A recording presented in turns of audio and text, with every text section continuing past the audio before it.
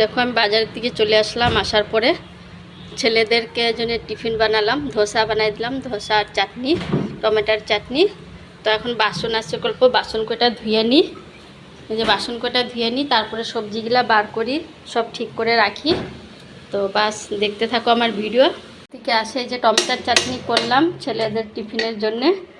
আর এই যে ধোসা করতেছি, এই যে ধোসা হচ্ছে আমার। আর দেখি বাজারটা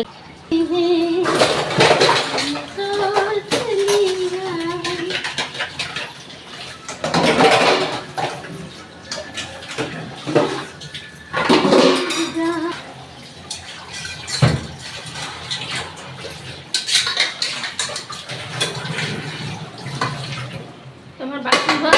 এখন মাছটা ধুয়ে ফেলাই আমি।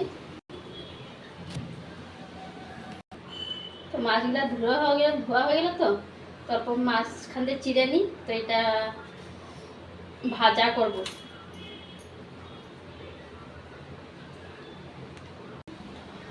হলুদ গুঁড়ো,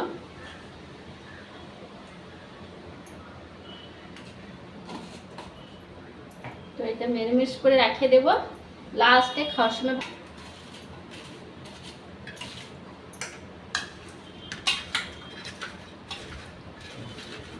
মাছগুলো এখন ভাজে নিই আমি। কলারের ডান্সিতে কাটিয়ে নিচ্ছি।